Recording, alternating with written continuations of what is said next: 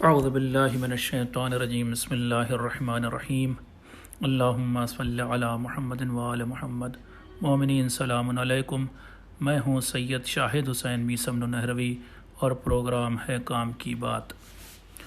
آج جب یہ میں پروگرام ریکارڈ کر رہا ہوں تو ماہ مبارک رمضان کا چاند ہو چکا ہے، اور کل سے انشاءاللہ ماہ رمضان کا آغاز اس طرح سے ہوگا کہ کل پہلا روزہ ہوگا ماہ رمضان کا۔ اللہ کا لاکھ لاکھ شکر ہے کہ اس نے مجھے توفیق دی اور مجھے اس نے اتنی عمر دی کہ میں اس رات کو درک کر سکوں، اس رات کو پا سکوں۔ اور اللہ کا اس لیے بھی لاکھ لاکھ شکر ہے کہ اس نے پھر سے ایک بار موقع دیا مجھے کہ میں آپ کے سامنے اپنی عرائض کو پیش کر سکوں۔ مومنین، آج اس پروگرام کا موضوع ہے آؤ پھر لوٹیں اپنے خدا کی طرف۔ عزیزوں، واقعاً بہت بہت بہت بڑی نعمت ہے کہ اللہ نے پھر سے ہمیں ایک بار خود سے ملاقات کرنے اور اس سے بات کرنے کا موقع دے دیا ہے۔ ہمیں ایک بار پھر اس نے موقع دیا کہ ہم اپنا سدھار کر لیں، ایک بار پھر اس نے موقع دے دیا کہ ہم توبہ کر لیں، ورنہ عزیزوں ہمیں یاد ہے کہ ابھی گزشتہ سال ہی ماہ رمضان سے پہلے اور پھر دوران ماہ رمضان کتنے ہی ہمارے ساتھی، کتنے ہی ہمارے دوست، کتنے ہی ہمارے رشتہ دار ہم سے جدا ہو گئے۔ ایک عرصے سے ہم اس سے اپوائنٹمنٹ مانگ رہے تھے، جس طرح سے ایک طبیب سے، ایک ڈاکٹر سے اپوائنٹمنٹ مانگا جاتا ہے۔ کیوں مانگ رہے تھے یہ اپوائنٹمنٹ؟ کیونکہ ہماری روح بیمار ہو گئی، ہمارا دل مریض ہو گیا، ہماری روح اور دل کالا اور سیاہ ہو گیا، کدورت بھر گئی، غفلت کی نیند اور بے پرواہی کی بے ہوشی ایسی چھائی کہ ہم خدا ہی کو بھول گئے۔ اب تو یہ بھی نہیں یاد کہ ہم نے آخری بار اس سے کب تفصیل سے بات کی تھی، یہ بھی نہیں یاد کہ آخری بار کب ہم نے خلوص دل کے ساتھ سجدے میں سر رکھا تھا اور اس سے بات کرنے کی کوشش کی تھی، کب ہم نے اس سے اپنی راز کی بات کہی تھی، کب راز و نیاز کیا تھا۔ یاد نہیں کہ آخری بار کب ہم نے ایک ٹھکانے کی اچھی نماز پڑھی تھی۔ دوستو، اس دنیا کی زندگی میں ہم الجھتے ہی چلے گئے۔ ہم تو کاروبار دنیا میں ایسا الجھے کہ یہ بھی نہیں یاد رہا کہ ہمارا مقصد زندگی عبادت ہے، ہم پیدا ہوئے تھے عبادت کرنے کے لیے۔ ہمیں سب یاد رہا مگر خدا ہی یاد نہیں رہا۔ کبھی ہم اپنے بیوی بچوں کے کاموں میں، اور کبھی ان کی پسند و ناپسند، اور کبھی ان کی سالگرہ تک کو یاد رکھنے میں لگ گئے، اور ہم خدا ہی کو بھول گئے۔ ہمیں اپنے رشتہ داروں اور دوستوں کے گھر شادی بیاہ، ختنے اور عقیقے کی تاریخیں یاد رہیں، اور ان میں یہ کیا دینا ہے اور اس دن کیا پہننا ہے یہ بھی یاد رہا، مگر نہیں یاد رہا تو اپنا خدا ہی نہیں یاد رہا۔ ہمیں اپنے بینک کے کاموں کو کرنا یاد رہا، یہ بھی یاد رہا کہ ایف ڈی کی آخری تاریخ کیا ہے، یہ بھی یاد رہا کہ بیمے کی قسط کب جمع ہونی ہے، یہ بھی یاد رہا کہ بچے کی فیس کی آخری تاریخ کیا ہے، یہ بھی یاد رہا کہ فلاں فارم بھرنے کی آخری تاریخ کیا ہے، مگر نہیں یاد رہا تو خدا۔ ہمیں ہمارے دفتر و کاروبار سے متعلق لوگوں کے مزاج یاد رہے، ان کی پسند و ناپسند یاد رہی، ان کے لیے کیا تحفے کے طور پر لے جانا ہے یہ یاد رہا، مگر نہیں یاد رہا تو خدا۔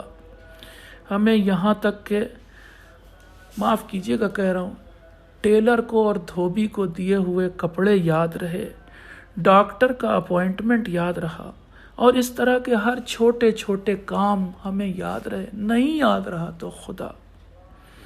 سوال یہ ہے میرا، میں آپ سے نہیں کہہ رہا ہوں، اپنے سے کہہ رہا ہوں، ان سب کاموں میں خدا کہاں ہے؟ یہ جو ہم کام سارے سال کرتے رہے دوران سال، اس میں خدا کہاں تھا؟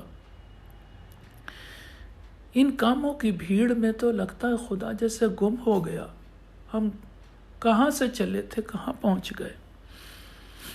مجھے معلوم ہے آپ کہیں گے کہ یہ لفظ خدا کے لیے صحیح نہیں کہ کہا جائے کہ وہ گم ہو گیا، لیکن میں کہوں گا ہاں آپ کی بات صحیح ہے، مگر اس وقت الفاظ کو مت دیکھیے، بلکہ جو بات میں کہنا چاہ رہا ہوں اس پر توجہ کیجیے، سمجھنے کی کوشش کیجیے کہ ہم اس دنیا کی بھاگ دوڑ، آپا دھاپی اور اس دنیا کی مشغولیت و مصروفیت میں کہاں خدا کو تلاش کرتے ہیں۔ خدا تو گم ہو جاتا ہے ان سب چیزوں میں۔ مجھے یاد آ رہا ہے اس وقت اپنے عزیز دوست جناب رضا سرسوی مرحوم، جن کو اس دنیا سے گئے ہوئے تقریباً 1 سال ہو گیا، خدا ان کی مغفرت کرے۔ اس ایپیسوڈ کے بعد ان کے لیے اور میری والدہ کے لیے ایک سورہ حمد پڑھ دیجیے گا۔ رضا سرسوی بہت مشہور شاعر تھے، ان کا ایک شعر یاد آ رہا ہے۔ وہ کہتے تھے کہ ان کا شعر ہے، کھو گئے آخر رضا ہم خواہشوں کی بھیڑ میں، کھو گئے آخر رضا ہم خواہشوں کی بھیڑ میں، مسجدیں کہتی رہیں حیا علی خیر العمل۔ یعنی آخر ہم پھنس ہی گئے اس دنیا کے جال میں، آخر الجھ ہی گئے اس دنیا کے کاموں میں، اور پھر بھول ہی گئے خدا کو، اپنے محبوب کو، اپنے معشوق کو، اپنے رب کو، اپنے مالک کو، اپنے سید کو، اپنے آقا کو، وہ جو ہمیں ہمیشہ یاد رکھتا ہے، وہ جو ہمارے انتظار میں بیٹھا ہے۔ عزیزوں، میں یوں ہی نہیں کہہ رہا ہوں کہ وہ ہمارے انتظار میں بیٹھا ہے، بلکہ صحیح آپ کو بتائیں، میں تو ایک حدیث قدسی کا ترجمہ بول رہا ہوں۔ مجھے اس وقت وہ حدیث قدسی یاد آ رہی ہے کہ جس میں کہا، حدیث قدسی یعنی اللہ کا کلام، مگر وہ کلام کے جو قرآن میں نہیں آیا، الفاظ پیغمبر کے ہوتے تھے اور معنی اللہ کی طرف سے آتا تھا، اسے حدیث قدسی کہتے ہیں۔ ایک حدیث قدسی میں آیا کہ اللہ تعالیٰ فرماتا ہے، لو علم المدبرون عنی کیف اشتیاقی بہم لماتوا شوقا۔ کاش وہ لوگ یہ جان لے، کاش وہ لوگ کہ جنہوں نے میری طرف پیٹھ کر لی اور مجھ سے منہ پھیر لیا، کاش وہ یہ جان سکتے کہ میں ان سے کتنا ملنا چاہتا ہوں، مجھے ان سے ملاقات کا کتنا شوق ہے، تو وہ لوگ مجھ سے ملاقات کے شوق میں مر جاتے۔ یہ کون کہہ رہا؟ اللہ کہہ رہا ہے۔ میں پھر سے دہراتا ہوں، اللہ تعالیٰ کہہ رہا ہے، کاش وہ لوگ کہ جنہوں نے مجھ سے منہ پھیرا اور جنہوں نے میری طرف پیٹھ کی، جنہوں نے مجھے بھلا دیا، کاش وہ یہ جان لیتے کہ میں ان سے ملنے کا کتنا مشتاق ہوں، کتنا شوق رکھتا ہوں، تو وہ بھی مجھ سے ملنے کے شوق میں مر جاتے۔ عزیزوں، یہی حدیث قدسی دوسرے الفاظ میں آئی ہے کہ جناب داؤد سے اللہ نے کہا، یا داؤد لو علم المدبرون عنی کیف انتظاری لہم ورفقتی بہم۔ آگے جا کے پھر یہاں پر وہی کہا گیا، لماتوا شوقا الیہ۔ اے داؤد، اگر وہ لوگ کہ جنہوں نے میری طرف پیٹھ کی اور مجھے بھلا دیا، کاش وہ یہ جان لیتے کہ کس طرح میں ان کے انتظار میں بیٹھا ہوں اور کس طرح سے میں ان سے محبت کرتا ہوں، تو وہ لوگ مجھ سے ملنے کے شوق میں مر جاتے۔ یعنی وہ اللہ ہمارے انتظار میں بیٹھا ہے، وہ ہماری باٹ چوہ رہا ہے، وہ گھڑیاں گن رہا ہے کہ کس گھڑی ہم اس کی طرف پلٹیں گے، کس گھڑی ہم اس کی طرف رخ کریں گے، کس گھڑی ہم اس کی طرف واپس آئیں گے۔ دوستوں، یہ کیسا پیار ہے جو ایک طرفہ پیار ہے۔ وہ تو انتظار میں بیٹھا ہے اور ہم اسے بھلائے بیٹھے، وہ تو محبت کر رہا ہے، وہ تو ہم سے عشق کر رہا ہے اور ہم اسی کو بھولے بیٹھے، وہ تو ہمارا ہر وقت کا ساتھی ہے اور ہم اسی سے غافل ہیں۔ ایسا لگتا ہے کہ جیسے وہ ہمارا خدا نہیں، ہم اس کے خدا ہوں۔ ایسا لگتا ہے جیسے وہ ہمارا مالک نہیں، ہم اس کے مالک ہوں۔ اے دوستوں، صحیح بتائیں، اس ماہ رمضان پر آنے پر مجھے شرم آ رہی ہے۔ اور شرم کیوں نہیں آتی؟ کیونکہ شرم اس لیے آ رہی ہے مجھے کیونکہ میں کتنا بے مروت ہوں، کتنا غافل ہوں۔ مجھے تو کبھی کبھی خود سے کراہیت محسوس ہونے لگتی اور خود سے کہنے لگتا ہوں کہ تو کیسا انسان ہے جو اپنے مالک کو ہی بھولا بیٹھا ہے۔ جو اپنے رب کو ہی بھولا بیٹھا ہے، جو اپنے معشوق کو ہی بھولا بیٹھا، پھر کیسے عشق کا دعویٰ؟ پھر کیا کہنا کہ میں اس سے عشق کرتا ہوں؟ یہ تو سب دعوے ہی جھوٹے ہیں۔ میں سوال کرتا ہوں، دیکھیے دنیا نے ہر چیز کے لیے ایک دن بنایا، Father's Day, Mother's Day, Teachers' Day, ہر چیز کے لیے انہوں نے ایک دن بنایا، مگر کسی نے گاڈز ڈے نہیں بنایا۔ پورے سال میں کیا خدا کا بھی ایک دن نہیں ہونا چاہیے؟ عزیزو، سچ بات یہ ہے کہ سال میں ہر دن خدا کا ہونا چاہیے، ہر پل خدا کا ہونا چاہیے۔ اور ہے بھی ایسا، جو معصومین تھے، جو انبیاء و مرسلین تھے، جو ائمہ طاہرین تھے، ان کی زندگی کا ہر پل خدا کے لیے تھا۔ یہ تو ہم جیسے غافل لوگ ہیں، یہ تو ہم جیسے نمک حرام لوگ ہیں کہ جو دسترخوان پر اللہ کے کھاتے ہیں مگر اسی کو بھلا دیتے ہیں۔ یہ مہینہ گاڈز ڈے نہیں، گاڈز منتھ ہے، اللہ کا مہینہ ہے۔ آئیے اس مہینے میں اپنے خدا کو یاد کریں۔ قرآن میں آیا ہے کہ جب خدا نے جناب موسیٰ کو حکم دیا کہ لوگوں کو یاد دلاؤ اے موسیٰ کہ وہ ہمارے لیے بھی کچھ کچھ دن ہوتے ہیں۔ قرآن کی آیت آئی ہے، فَذَكِّرْهُمْ بِأَيَّامِ اللَّهِ، اے موسیٰ یاد دلاؤ لوگوں کو ان دنوں کی جو میرے دن ہیں، ایام اللہ ہیں، میرے دنوں کی یاد دلاؤ۔ شاید وہ دن اور کوئی نہیں، یہی دن ہوں۔ دوستوں، وہ دن آ گئے ہیں، آؤ خود کو ساری دنیا سے کاٹ کر الگ کر لے۔ سارے دنیا کے کاروبار، ساری مشکلیں، سارے تگ و دو، دوڑ دھوپ، ادھر ادھر آپا تھاپی، اس سے تھوڑی دیر کے لیے خود کو الگ کریں، تھوڑی دیر اللہ سے راز و نیاز کریں، تھوڑی دیر اللہ سے بات کریں، اور ایک بار پھر اپنے رب سے کہیں، اے میرے مالک، تو نے بلایا ہے تو ہم گرتے پڑتے تیری بارگاہ میں آ گئے ہیں۔ آؤ ایک بار اپنے خدا سے کہیں، لبیک لبیک لبیک و سعدیک، اے میرے مالک، ہم حاضر ہیں، ہم حاضر ہیں۔ کچھ لوگ مجھے اکثر یہ کہتے ہوئے ملتے ہیں کہ ہم اپنے ہی لیے وقت نہیں نکال پاتے، مگر سچ تو یہ ہے کہ ہمارے پاس نہ تو خود کے لیے وقت ہے، نہ خدا کے لیے وقت ہے۔ ہم کیسے لوگ ہو گئے، ہم کیسے غافل بھلکڑ لوگ ہو گئے جنہوں نے خدا کو بھلا دیا۔ جو خدا سے دور ہو گئے، اس نے اپنا پھر سے دسترخوان بچھایا ہے۔ پیغمبر کا وہ جملہ یاد آ رہا ہے جو انہوں نے خطبہ شعبانیہ میں ارشاد فرمایا تھا۔ کیا کہا تھا؟ ایھا الناس قد اقبل الیکم شہر اللہ، اے لوگوں، تمہارے سامنے چل کر آ گیا ہے اللہ کا مہینہ۔ وَهُوَ شَهْرٌ دُعِيتُمْ فِيهِ إِلَىٰ ضِيَافَةِ اللَّهِ، یہ وہ مہینہ ہے جس میں تمہیں اللہ کی طرف مہمان بنا کر بلایا گیا ہے، اللہ کی مہمانی کے لیے بلایا گیا ہے۔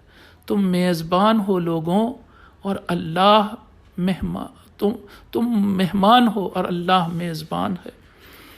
اللہ نے دسترخوان بچھایا ہے، تم کو مہمان بنایا ہے۔ عزیزو، آؤ، اچھا میرے لیے آپ دعا کر دیجئے کہ اس مہینے میں اللہ کے دسترخوان پر پہنچ سکوں، خلوص دل سے پہنچ سکوں، کچھ حاصل کر سکوں۔ آپ اپنے لیے دعا کیجئے۔ مجھے اس وقت امیر المومنین علیہ السلام کے وہ جملے یاد آ رہے ہیں کہ جو انہوں نے مناجات شعبانیہ میں ارشاد فرمائے تھے۔ کیا ہیں وہ جملے؟ میں چند جملے مناجات شعبانیہ کے پڑھتا ہوں آپ کے سامنے۔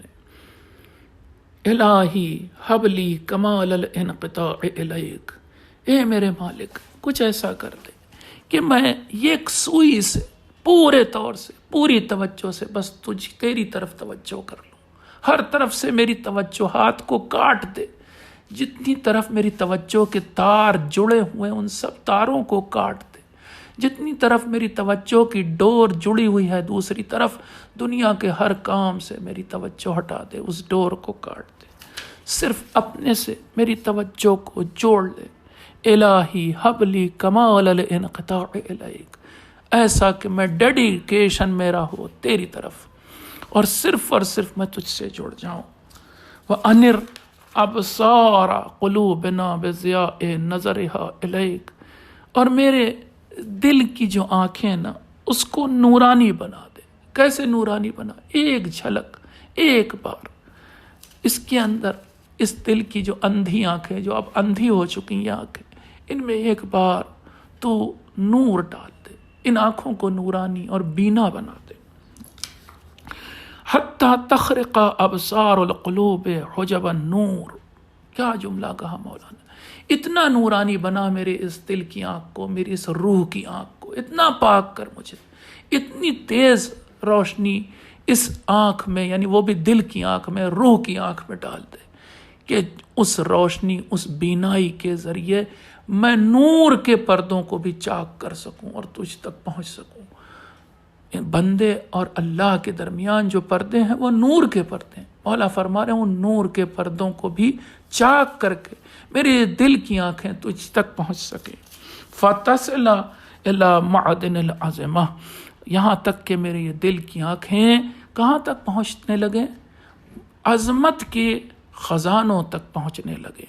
وَتَصِيرَ أَرْوَاحُنَا مُعَلَّقَةً بِغَيْرِ قُدْسٍ بِعِزِّ قُدْسِكَ، اور ہمارے جو روحیں ہیں وہ متعلق ہو جائیں، لپٹ جائیں، جڑ جائیں کس سے؟ تیرے قدس اور تیرے مقام قدس، تیری عزت کی جو پاکیزہ عزت ہے اس سے۔ بہت بڑی بات ہے جو یہاں کہی جا رہی، میں ایکسپلین بھی شاید نہ کر پاؤں۔ وَتَصِيرَ أَرْوَاحُنَا مُعَلَّقَةً بِعِزِّ قُدْسِكَ، عز قدس کا ترجمہ کرنا اردو میں بے حد مشکل کام ہے۔ اللہ کا جو تقدس ہے، جو پاکیزگی ہے، اس کی عزت کی جو پاکیزگی، اس سے ہماری یہ روحیں لپٹ جائیں، اس سے جڑ جائیں، ہماری ان روحوں کے تار اس سے جڑ جائیں۔ یہ بات مولا فرما رہے ہیں اس دعا میں۔ یا اللہ تجھ سے دعا کرتا ہوں اس ماہ مبارک میں ہمیں توفیق عنایت فرما کہ ہم تیری طرف توجہ کر سکیں، تیری طرف لوٹ سکیں۔ ہم بھٹکے ہوئے لوگ ہیں، راستہ بھٹک گئے تھے، کہیں اور چلے گئے۔ اے میرے مالک اپنی طرف بلا لے، ہدایت کر دے، اپنی طرف پلٹا لے، ہاتھ تھام لے، بلا لے ہے میرے مالک۔ اور اپنی زبان میں کہوں، اپنی آغوش کھول دے، ہم آ جائیں تیرے پاس۔